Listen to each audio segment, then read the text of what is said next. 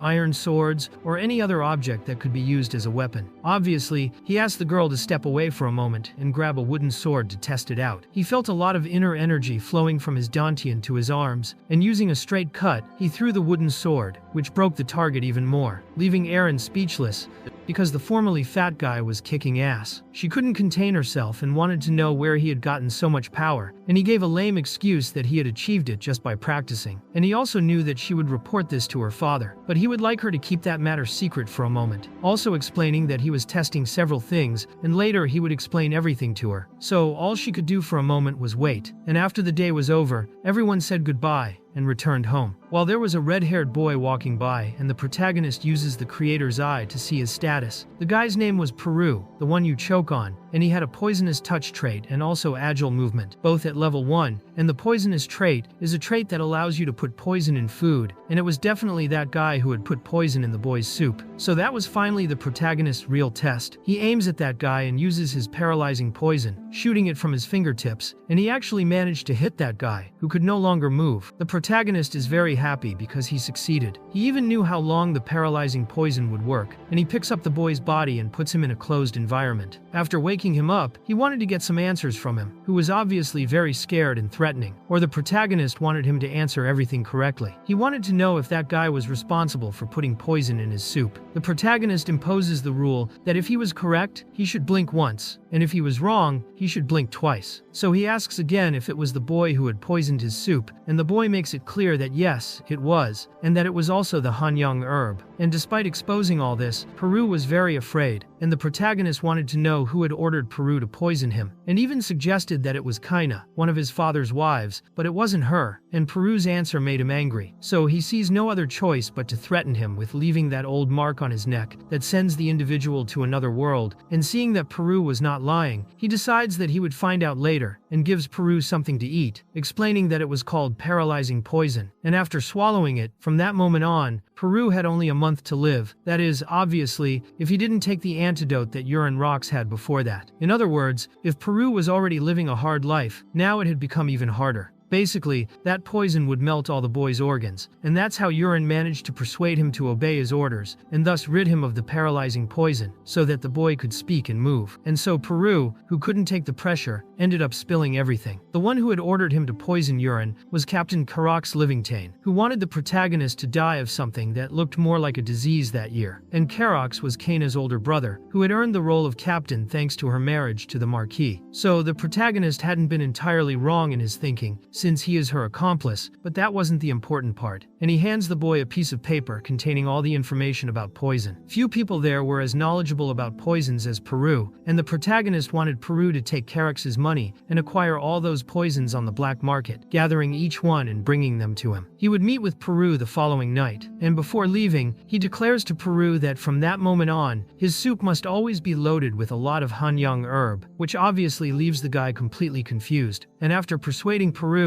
he had a lot of fun with martial arts, because he didn't want to imagine that the guy was going to fall for the paralyzing poison, which was just a bunch of dried leaves, and now he just needed to quickly master the martial arts of the Sichuan Tang clan. And if it's like a scenario he had written, a terrible event will soon happen in the outside world. Then Peru brings the poisonous herbs he already had to his young master, and there was the Hanyang herb, Yakrokpa, and the wood vein leaf. Peru didn't imagine he had so many rare ones at once, but the protagonist thinks that's nothing, and in the end, he could see everything through the status window, and he doesn't understand why Peru is carrying the others, because the Hanyang herb alone would be enough to kill him. But this was all part of the Greek strategy, because the Hanyang herb takes a long time, and once resistance develops, it lasts much longer. And if he started mixing Yakrokpa after the symptoms of the Hanyang herb began, the effect would increase, and in the end, the subtlety and strength of the poisons was something that could only be achieved when they were combined. And Duke is curious to know how that guy had learned all that. He had learned it when he was 8 years old. He was sold to the Livingstone family and trained by a master of poisons there. There were a few others like him in Livingstone. In the beginning, there were about 20 children, but they all ended up dying, and only he had survived. Which makes sense because children without an affinity for poisons would not last long around toxins. But Duke feels that Peru resented the Livingstone family a lot, and maybe he found a very useful tool, and since the boy had already helped a lot, he ended up releasing him for a moment. But things were just beginning for the boy, who wanted to evolve his art of the 10,000 poisons of divine energy. He ends up doing the crazy thing of eating all the poisons,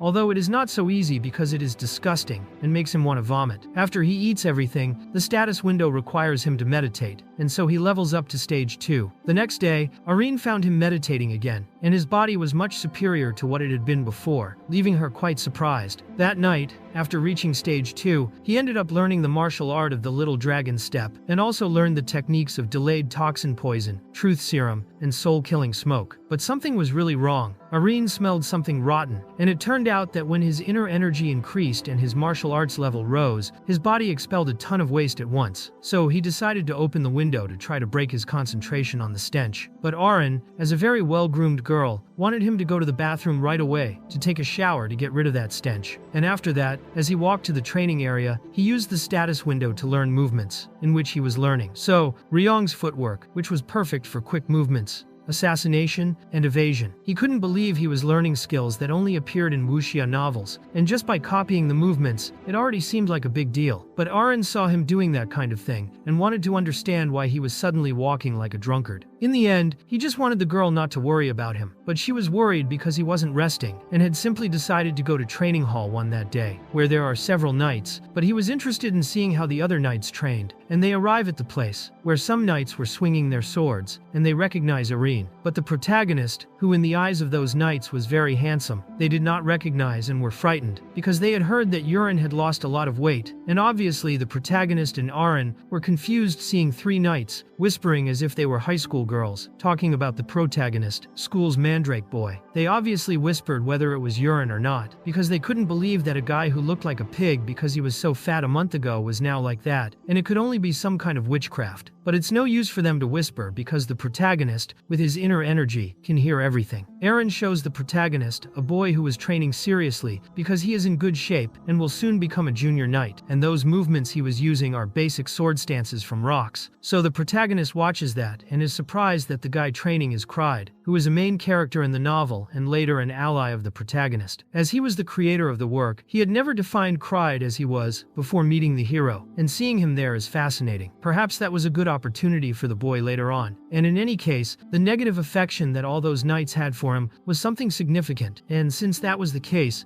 he decided to use them as a test, and so he uses it and activates the prolonged poison in one of them. The effect is instantaneous, where the knight kneels down, scaring his companions, who are confused and believe that he wants to go to the bathroom. He begins to scream desperately and falls to the ground, so the other knights come to the conclusion that they should call the priest to exorcise him. Suddenly, the pain has passed and he is confused, and the other knights are angry because they think he was playing some kind of bad joke, and he begins to be cursed by his own companions, while trying to prove that he was really in pain. And so the protagonist decides to use smoke to kill the souls of those 3 at once, and so the knights began to see hallucinations, each of them seeing themselves as if they were a huge demon right in front of them, and they began to scream and fell to the ground in fear. Since Aren had no idea about Urien's abilities, she didn't understand what was happening to those knights. They were terrified because the demon was throwing fire at them, and they also saw skeletons with swords and shields. Suddenly, they return to normal and are confused, and Urien feels that he cannot turn this into a real bloodbath. After all, they saw demons instead of themselves. After doing his tests, he goes to Training Hall 4, telling the girl there that it was too noisy for him. After arriving near the mansion, an employee was looking for him because his guest had arrived. He has no idea who it was, and the one waiting for him was Lady Ilya Marcus, and she was there, ready to annul the engagement this time. Hearing that she was there took him by surprise. She is good with her fists, and not in the way you might imagine. She was there to pay a visit, and Urien believed that it was at that time that she had begun to demand the breakup of the engagement with the original Urien. But he continued to refuse, and there he saw that there was no way to avoid it, so he went to the room where she was. Seeing Urien like that was completely shocking to her, because he was Gigachad and caught the attention of the purple Newbank girl who wanted to know who he was, and there he really confirmed it and she was completely shocked. She couldn't believe it and had even heard the rumor that he had lost weight through training, but she didn't expect him to have done any training and thought it was just a false rumor. It hadn't even been 2 months, and she didn't understand how he had changed so much, but he made it clear that he had worked hard at it, and after getting beaten up by her, he thought about it a lot. He decides that he will change, and she was a little worried, wondering if he was looking for a fight or some kind of revenge, but it was nothing like that. He knelt there to show her he was grateful, but that scared her a lot. His gratitude was that he had finally managed to shut up and was sorry for what had happened at that moment. If she wanted to break off the engagement because of that incident, he would accept it without hesitation. This leaves her quite confused, because he was completely different now, and she just wanted to know who the hell he was. And again, he made it clear that he was Urien Rox and was very sorry for that. In the end, he didn't mind apologizing even though it wasn't his fault, but rather the fault of the original owner of that body. But there was a reason for him to be asking her for forgiveness at this point, which is that she is not a simple hero. She has a trait of kingdom-destroying beauty, and is the queen of the sword. Even though she dislikes him, with her own trait, she becomes stronger and stronger. Later, she saves the fallen protagonist, and even defeats the main villain, and what makes this possible is her trait as the queen of the sword. Even if they end their engagement, it is better to restore their relationship and make her an ally. There, she asked him to get up, and she didn't know if he was serious. And even though he promised he was serious, she wanted him to swear, and he begins to feel her aura, and he didn't want to think that she would pressure him with such a suffocating aura. She wanted him to swear that from now on he would not live as before, and if he broke that oath, she would beat him up, enough to kill him, and that request confuses the protagonist because she had said that to the main character of the plot and not to Urien, who is the villain. And so he uses his art of 10,000 divine energy poisons, which shocks her because he managed to suppress her aura easily, and so he swore to her. And so, she makes it clear that she would keep an eye on him, and if he made a mistake again, then she would cancel the engagement unconditionally. And that scared him a lot because she simply didn't end it, and he just hoped that they could have a friendship. And after that, Wellington meets with his daughter-in-law, and he wanted to know if she had already made her decision, and she makes it clear to her father-in-law that she would not end it, which takes the Marquis by surprise, and obviously the old man was a gossip and wanted to know the reason. Ilya's father always told her that people cannot be fixed, but there was a rumor that Urien had changed, and she was curious. She wanted to know if he had gone back to being the weak and kind. Urien he was in childhood, but he hadn't. To her, he had become a completely different person, which is why she wanted to try to trust him once more. But she also made it clear to her father-in-law that if he went back to being a trashy beta again, she would destroy him with her own hands. The man is afraid of the woman who seems to have Satan by her side, and in the end, he only wants what is best for his son. She won't be staying there for a few days because she told her father that it would ruin the wedding, so it would be a little complicated for her to stay. After she leaves, the old man calls his eldest son, and he jokes that he doesn't recognize his son, which scares Urien while he has fun, and makes it clear that he really worked hard at it, and he had called his son to start his night training. It was time for him to learn the Rox family fencing, but the protagonist takes the old man by surprise, making it clear that he had something to say about this matter, and that's when he made it clear to his father that he was training in the art of throwing. He was learning to throw instead of sword fighting, but his father did not want to allow this because it is a cheap trick used by thieves. With a crude skill like dagger throwing, Wellington thinks he would not even be able to pierce a knight's armor, let alone pierce the scales of a low-class monster. And it was there that, being quite challenging, Urien wanted to make a bet with the Marquis. After all, if the old man was so confident that he couldn't kill a low-level monster with a dagger, he wanted to make that bet. But Wellington sees this as nothing more than useless stubbornness. A warrior's blade needs an aura to destroy the scales of a low-level monster like Borak, and so he thought that even if his son practiced these throwing arts for 100 years, he would not be able to pierce the scales of a Borak, and the protagonist makes it clear that in that case, the Marquis will win unconditionally, so he should just make the bet. Wellington thinks his son's attitude is reckless, and he would take this chance to break his stubbornness once and for all. So the protagonist proposes a bet that if he catches a Borak with a dagger, he would take care of his own training from now on, and if he failed, he would follow the Marquis's will. The protagonist was happy because Irene had kept her promise and had not reported on his training during all this time, and the practical test was the next day. He had no idea how many attempts he would need to pierce the Borak's scales, and just in case, he would eat some of the hidden poisonous herbs and raise the 10,000 arts of divine energy poisons to the 3rd stage. Irene delivered a message from the Marquis to him that tomorrow at noon his training place would be in Training Hall 1, and the protagonist wanted to know if she was aware of the details of the bet, but it wasn't just her, it was the entire Marquis's estate, and thanks to that, the Marquis's estate is currently laughing about it, which leaves the protagonist confused, because everyone thinks that Urien will wet his pants in fear after seeing Borak and run away. After all, in the end, the young master is still a public enemy to everyone, which makes the protagonist angry. People would watch, and that fuels him to do everything right, even if he is bothered by the fact that it has become a spectacle. But in the end, she thinks that will be the young master's day,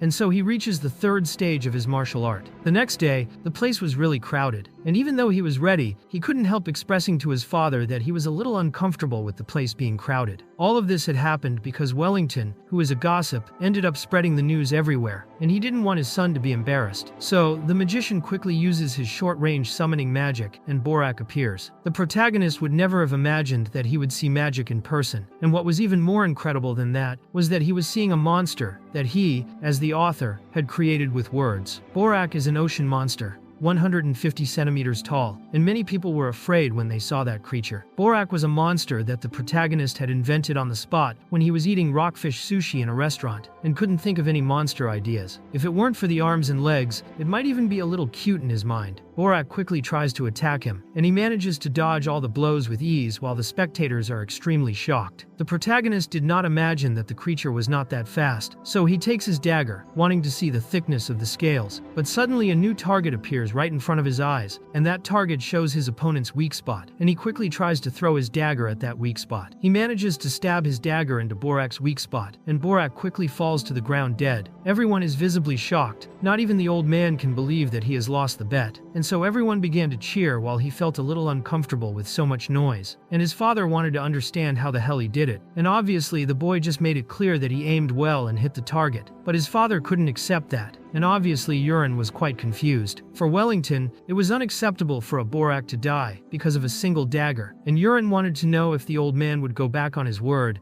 And the Marquis wizard takes a look at the monster and declares that Urin really did attack accurately, while Wellington thinks his son was just lucky. And this makes Urin angry because a bet is a bet, and the Marquis demanded that they do it again, and Urin didn't want to imagine that the old man would be so unreasonable. But the Marquis adds another promise to the bet, because if he wins this time too, whatever he asks for will be granted by the Marquis. But if he loses, he will have to learn sword fighting as they had originally planned. And obviously this catches Urin's attention, who gets excited, but his opponent this time is not a Borak, but a knight. The protagonist ends up accepting the condition his father gave him, as he doesn't care, and there was the knight commander Rox. Urin just wanted to break that guy's pride, but he still wanted to continue receiving supplies of poison through Peru, and he didn't know what to do. And Wellington thinks it's best for them to start with a training knight, because it would be fair. And there Urin wanted to know if he could assign the knight, and he chooses Cried, who feels very honored that the Marquis called him, and makes it clear that his task was to correct the protagonist's bad habits. And there Cried would honor his word, but the protagonist wanted Cried not to worry so much, because he would only throw 3 daggers, and if he managed to block all 3, he would let him win. The boy's father was very angry at his arrogance, and made it clear that he needed to be completely disciplined this time. The knights began to harass the boy, giving him several penalties if he lost. The protagonist ended up getting distracted by hearing the voice of a woman who was cheering for him. Cried made it clear that he was ready, and something unusual happened, because the weak spots that had appeared earlier when he fought Borak now appeared much more and in several places, and he was worried about throwing at one of them and ending up killing the boy. After all, this was just for fun and was not meant to be taken seriously. So he throws the dagger, and Cried, exuding his aura, manages to block it with his sword, but the impact was strong and knocked him off his feet. Everyone was surprised by the sound of the dagger hitting the ground, as it sounded like a tin can, and it was so fast that they couldn't see it. Wellington was shocked to see the dagger his son had thrown lying on the ground. He couldn't understand how such an ordinary dagger could have that kind of power, and the force was so great that it cracked Cried's sword, who was trembling with fear of the protagonist. Urin couldn't help but notice that he was trembling, and made it clear that he couldn't let his guard down. So he picked up another dagger, wanting the boy to prepare himself because he was going to throw it with full force. Even so, Cried was still one of the main characters in his own story, and he wasn't going to die that way. So he threw the dagger, which was blocked by Cried, but he couldn't take it anymore, and his sword had been broken. Wellington was completely shocked to see this, and wanted to talk to his son privately, but Urin didn't understand why the Marquis was doing this, as the bet wasn't over, and there was still 1 dagger left. But Wellington wanted the protagonist to stop immediately, and there, Urin decided to ask Cried directly, asking him to raise his head. He wanted Cried to answer him if things should be that way, because for the protagonist, someone who is going to become a knight should not accept such a sad outcome, whether defeat or victory. Reaching a definitive conclusion is what makes a knight, and so Cried wanted them to give him a new sword so he could continue. Exuding his aura, he showed that he would not back down like this. Somehow, the protagonist knew there was something there and wanted to encourage him. The knights are surprised by the apprentice knight's courage, and also by the fact that he has awakened his aura. The protagonist sees that this was to be expected, as Cried had awakened his berserker trait, which manifested when he reached his limit. Now he could test advanced techniques with Cried, and after he got a sword, he wanted the protagonist to continue and be able to throw it. But Wellington didn't want that to happen, and he also didn't imagine that such a large amount of aura would be manifested, which is equivalent to the talent of a senior knight, and Wellington didn't know what the hell his son was going to do now. While Urin was actually fine with the whole situation and took his dagger, which was his last chance, but he had complete control of the whole situation, even though the others still didn't understand that. He quickly threw the spinning dagger, which left Cried confused. He tried to block it, but the dagger passed right through his sword, dodging it, and he ended up being hit in the shoulder, where the dagger was stuck. Obviously, it was an absurd pain, and everyone watching didn't understand how he was so slow this time. The apprentice knight was shaking violently, while the knights thought he was exaggerating, and also thought that they had simply faltered because they were competing against the young master, and that was much more than Urin had imagined, because this time more internal energy had been put into it, and he imagined tremendous pain for Cried. And there, Wellington finally realized that his son had won the bet and would talk to him later. The protagonist goes goes to Cried and touches him using his internal energy absorption. And by doing so, he managed to end the boy's pain, who was quite surprised and thus thanks the protagonist for doing so, but at the same time he wanted to apologize, because when he went slowly at first, he thought the protagonist was playing with him. But then he understood that it was a divine technique, and there was no way he could learn such a technique in a short time. So he was in fact hiding his abilities. The protagonist is confused, and Cried wanted to know from the protagonist if there was a secret organization targeting the Marquis family, which is why he had been hiding all his power until now. The protagonist understood that it was all just the boy's assumptions. Cried even thought it was strange that Urine seemed to be left out, but in the end, he was working hard on it. The Knight Apprentice's personality loved conspiracy theories, and he wanted to fight against secret organizations from now on, alongside the protagonist. When he needed him, he would just call him, and Cried greatly increased his affection for the protagonist, making something become completely favorable. Urine didn't think that was a bad thing because berserkers have a simple personality, and that was very cool to him. Cried now wanted everyone to believe that the young master was never a scoundrel, and he would spread the truth everywhere. The protagonist was gradually gaining an ally who could pass through the Order of Knights alone. Eren finds him and praises him for working hard, and obviously the technique he had used in the end was never seen by her. He realized what he had done, and explained that it was a new technique. Seeing this, Arin had a kind of imaginary sparring match in her head, because if she had faced him for the first time without having seen it, she would have been defeated, but now she was sure she could block his attack. Obviously, he believed this completely, because Eren's main characteristic, which is her clear mind, is a very rare and super powerful trait. She had received knight training since she was young, and if she hadn't become Urine's butler, she would probably be a knight now. The protagonist wanted to know if she was satisfied with where she was at that moment, and she didn't understand why he had brought up such a subject. After that, the protagonist went to the room where his father was, and Wellington was very angry because his son did not call him father. He also wanted to know what technique he had used in the competition,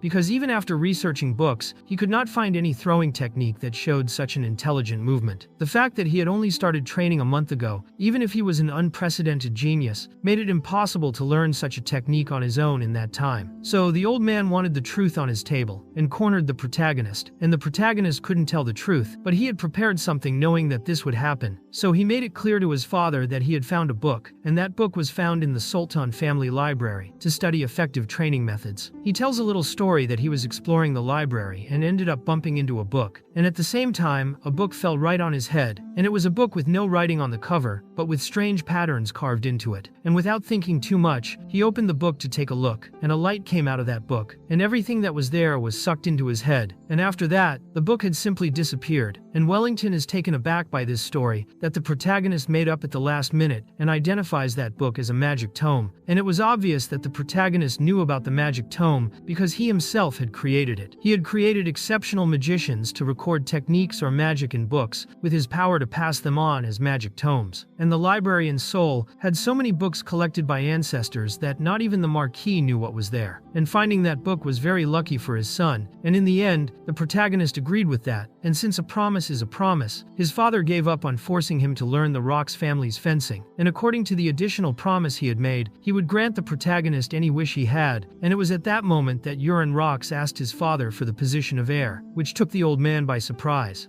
After all, his father had said he would grant him anything he asked for, and in the end it was the Marquis's authority, so he should do it. But his expression seemed very uncomfortable, and Urine noticed this, believing that if he became the heir, it would cause problems for the crown. There would be a rebellion within the Rox family, and he already knew that the one who would cause the most trouble with this kind of decision would be Kaina. This time, he would compromise only once, and Wellington would be grateful to his son for that. But in fact, the author of that work had no interest in their position, and if he became heir, he would be stuck with the Marquis all day, and instead he wanted to use that time to increase his proficiency in the Sichuan Tang family and travel the world to seek opportunities. So he was just testing his father, who asks him to make another wish, and the protagonist's wish was to create his own order of knights, and so he wanted Eren, who was currently his butler, and Cried, who had dueled with him. He wanted both of them as his knights, and since that wish was no more difficult than the position of heir, and the fact that Eren was too good to be just a butler, the boy's father agreed to it. But Wellington finds it very strange, because that way Urine would be left without a butler. But the protagonist already had someone in mind, which was Peru.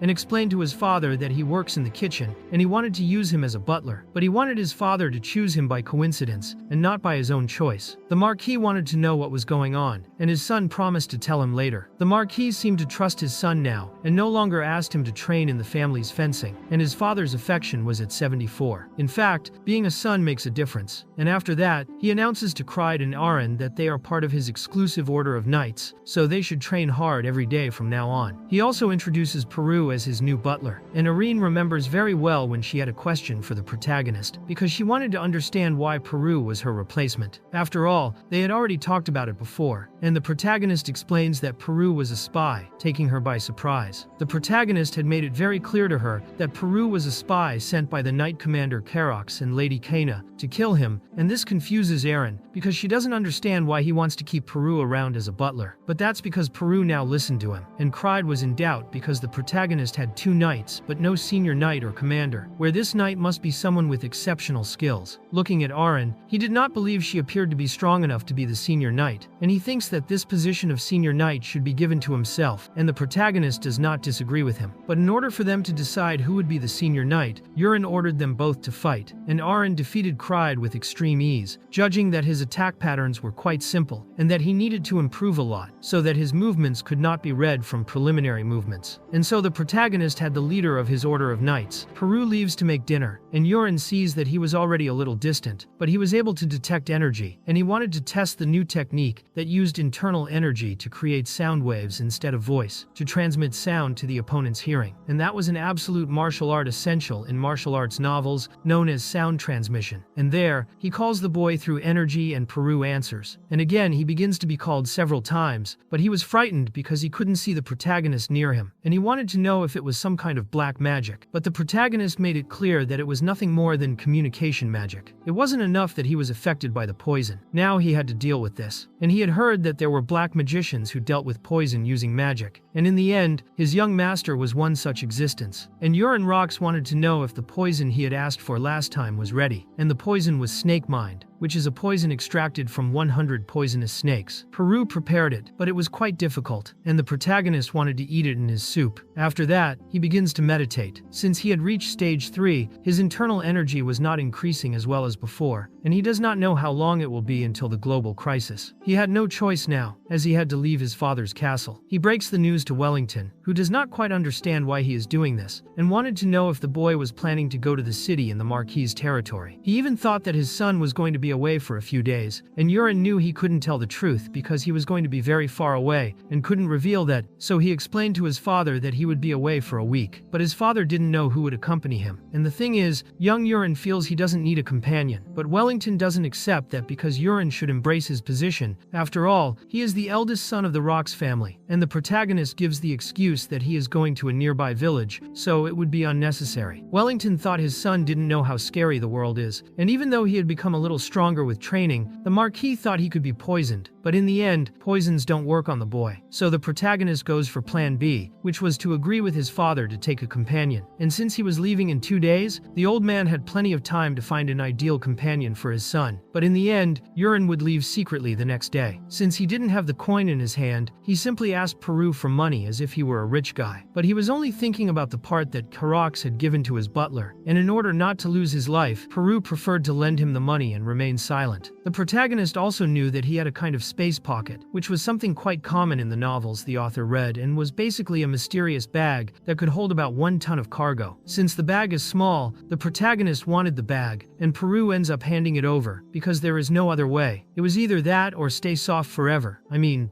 die. And so Duke Rox gave Peru the fake antidote, which was just dry leaves that he passed off as a fake medicine, explaining that it was the antidote to his poison for a month, and this made Peru very excited. In the end, he wanted to convey to Peru that if he was good, it would be reciprocal, and if they continued to have a good partnership, the protagonist would give him a perfect antidote soon. The next day at dawn, the protagonist had left a letter, and he left secretly. As it was very early, the place was very quiet, but that didn't mean he wouldn't meet people. An old man quickly spoke to him, saying good morning and acknowledging that he had woken up. The protagonist somehow felt something substantial in that gentle-looking old gardener, and decided to use the creator's eye to check it out. But there was nothing special, and that was the first time he had left the Marquis's castle, and he ended up finding the magic tower. After entering, he was greeted by a hooded man who wanted to use the transmission, and the boy's destination was the castle of Aes, a place that was very far away. The fee was 50 gold coins. He signed his pass and already imagined that it was very expensive, but he had gotten more than that with Peru, and he used a false name at that moment so that no one would know he had used the transmission. He signed with the name Polion, which was a name the author used in online games. Then he entered the place where he was supposed to stay to use the transmission, and quickly arrived at the other place. He was surprised when a man welcomed him to the castle of Oz. He finds it bizarre because he didn't feel anything, but the experience with Warp was like that, quite comfortable, and basically the pride of the Magic Tower. And so he goes outside and sees all that movement, leaving him quite surprised. He was in the western region, which is the opposite of the Rox family, and the buildings were very different from those where he came from. So he quickly wanted to find a blacksmith who was in the alleys. He gets some information by going to the place, but even though he searched for a while, he couldn't see the unicorn blacksmith, and it was already dark. After reaching the end of the place, he was practically giving up until he found a blacksmith, and so he wanted to know if that blacksmith knew a blacksmith named Unicorn Smithy, but the blacksmith didn't know anyone by that name, and the author was very upset that he had made a mistake. But before he could regret everything he had done, the blacksmith in front of him made it clear that he was planning to use that name as the name of his shop soon. So Urin had found the right person, and without wasting any time, he used his creator's eye ability and saw that the guy's name was Giranox, and he had a knack for creating magical weapons, an affinity for fire, focus, and precision. He also had a positive affection for the protagonist, and he was very happy because he had found the right place, and he wanted to take a look at the weapons that man sold. While he was looking, he wanted to know how Giranox's business was going, which he didn't understand very well, but he made it clear that the location was on a corner, and his skills were also quite poor. And even when customers show up, they just take a look and then leave, and he doesn't know how long he can keep going like this. The protagonist finds it very interesting, because those weapons were no joke. They were blessed by spirits, and he even doubted that it was Giranox himself who had forged them. But he really was responsible for everything, and in the end, they proved to be a failure for him. The protagonist is amazed that he thinks this, and the reason the blacksmith thinks this is that after they were forged, they became completely heavy, and even someone with great strength could barely carry them, which is why no one wants to buy them. But he didn't really know that it was because unqualified people tried to touch the swords, since someone qualified could handle them, because they would lend them their power. In the protagonist's view, Giranox had not yet realized his own value, and he quickly makes it clear that he will buy a sword, but Giranox was more concerned that it would simply fail. The protagonist was thinking of giving the sword to Arin or Cried, but even so, it was still not the treasure he was looking for, and he wanted to know from the blacksmith if he had a very rusty weapon. The blacksmith ends up showing him a box full of them, and he found it very unusual for someone to look for rusty weapons. All the ones he had were gathered in that chest to be sold cheaply, since they had not been sold previously. And so it was, as the author himself had previously prepared, the protagonist takes a weapon that was not made by Giranox, and he does not know where it came from, but it was in the warehouse, and he was going to throw it away, but he felt it was a waste, so somehow he left it there. The protagonist immediately makes it clear that he will also take it, and since he had chosen a defective item, the blacksmith decides to make both weapons for 2 gold coins, and the protagonist is shocked by such a bargain. Once the true identity of those weapons is revealed, they would be items that could not be bought even for 200 gold. But it wasn't just the items that Urin noticed that guy was appealing, and as he had said earlier that he was looking to close the shop, the young man wanted to know if he would like to become a craftsman's apprentice. Giranox is a little excited by the way the protagonist expressed himself to him, but at the same time, he doesn't feel so confident, and there Urin introduces himself to him, making it clear that he is known as the invincible spear that protects the south, Urin Rox of the Rox family. Even though it's a lie because no one calls him the invincible spear, but Giranox recognizes his family name and is quite frightened and begins to kneel before him to show his respect, never imagining that he could find him in such a humble place, and the protagonist doesn't like the fact that he is kneeling at all. And after that big misunderstanding, he still wanted to know why Urin wanted him to be his employee, and obviously it was because of his special talent, a talent that Giranox himself was not yet aware he had, and he completely refuses to admit to the protagonist that he has this talent, because he heard a lot of lectures from his master. Urin had seen many weapons and blacksmiths that day, and assured Giranox that his weapons had something different about them, and that difference was the great care taken in their manufacture. Their swords are excellent, especially the handles, which are remarkably meticulous, and obviously the handles are important to prevent slipping. Seeing such care, he believed that Giranox would later flourish with a special talent, and there the blacksmith concluded that he would follow the protagonist, even though he was completely different from the rumors. After all, what they heard was that he was fat. The news that he was no longer beta had not reached there yet, and so the Marquis's eldest son shows something interesting to the blacksmith. He awakens the mystical artifact called Agnes, leaving Reincarnated quite frightened. It was a legendary sword of the ego, and originally it was supposed to be picked up by the main character of the plot. Through the status window, he proceeds with the contract with Agnes's sword, which suddenly melts.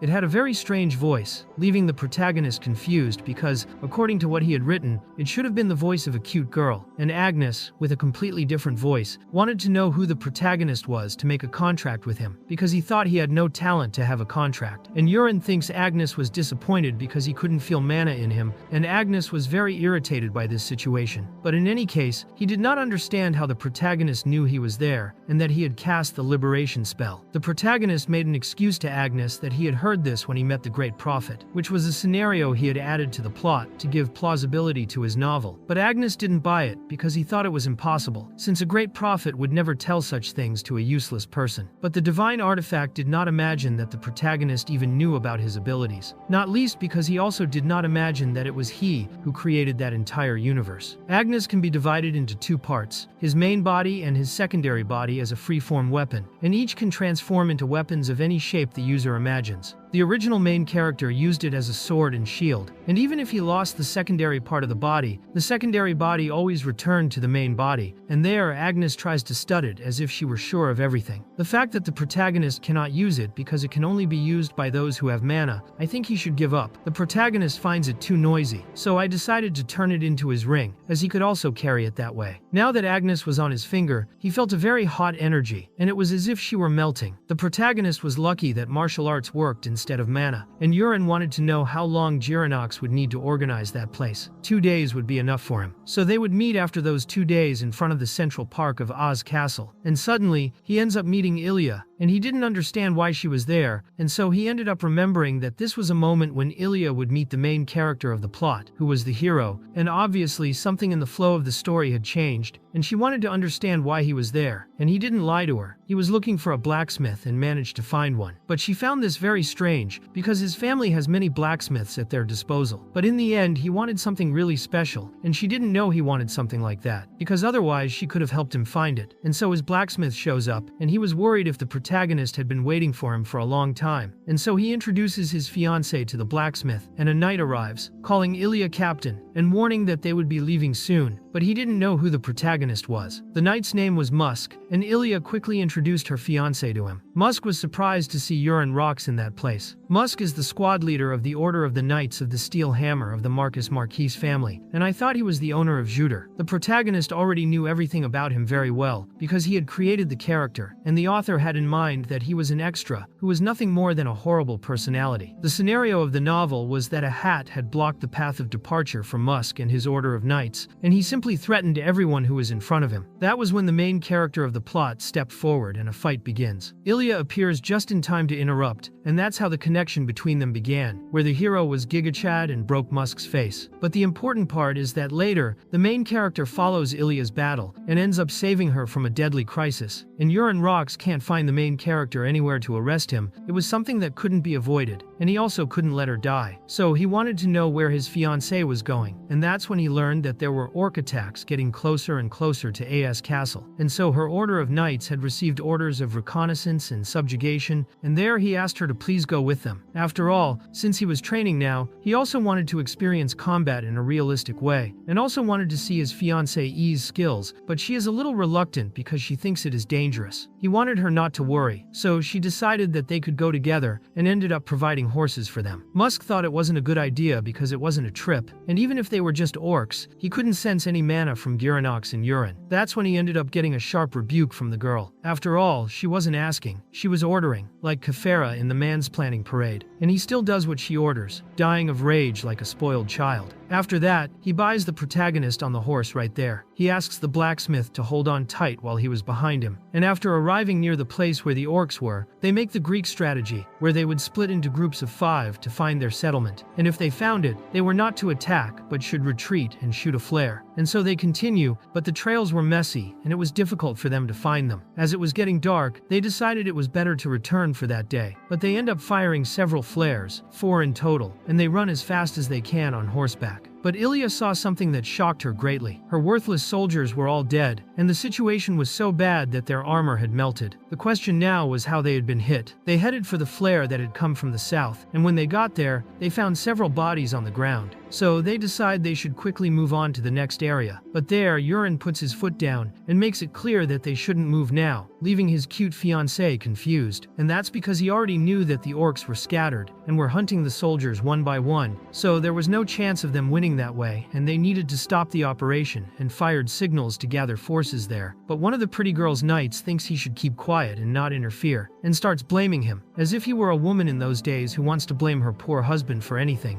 And that's when Yurin remembered that the main character had been cursed in that part, and he was criticized by readers for making them frustrated because of that. And since the author of that work is cool, he ended up with post-traumatic stress, and the soldier continued to annoy him by saying various things, but the protagonist, being Alpha, just orders him to shut up, and suddenly the guy falls to the ground. And there the protagonist wanted that guy to know his place, showing who is the alpha of that little group. In the original plot, Illy doesn't listen to the main character and insists on her own thoughts, but now he doesn't know what to do. But the flow of the story was completely different now, and Ilya listened to his opinion, judging that she couldn't see the situation correctly, so she orders one of the knights to fire a blue signal to gather their forces there. And after that, the blacksmith tells his boss that he was incredible, because he made them move according to his will. But that was nothing to the protagonist, and Jironox believed that many soldiers would gather, but the protagonist makes it clear that this probably won't happen. In the end, the blacksmith doesn't understand what his young master is waiting for, and there he learns that the protagonist is a little crazy because he was waiting for the real fight. Suddenly, a soldier arrives desperately asking his captain to run if she doesn't want to lose her life, and suddenly, a bunch of orcs full of trenbolone appear, and they are eager to acquire their protein for the day. Obviously, Ilya is quite frightened by the number of creatures around, and so she apologizes to the protagonist because she thought he was just a wimp who would end up dying there. But he makes it clear that they are not going to die there, and quickly calls Agnes because he wanted to try out what they had been practicing for the last 2 days. She was supposed to create black iron bullets with her secondary body, a technique he acquired when his 10,000 divine poison absorption energy reached the 3rd stage, but he had not yet had the opportunity to try it out. The black iron explosion launches hidden weapons that explode through the infusion of internal energy into black iron bullets, and without wasting time, he shoots one of the orcs, and suddenly an explosion occurs, very similar to the one I won't mention, and there were so many orc parts on the ground that it would be much easier to open a butcher shop, and the protagonist orders the black iron explosion to return, and Agnes's secondary body's return ability combines very well with his abilities. So he continues to explode those orcs, and Ilya wanted to understand what the hell he was playing, and he preferred to explain the details to her later. And anyway, he reduced the number of orcs, so she orders the knights to do something because they could win. It was their chance to attack,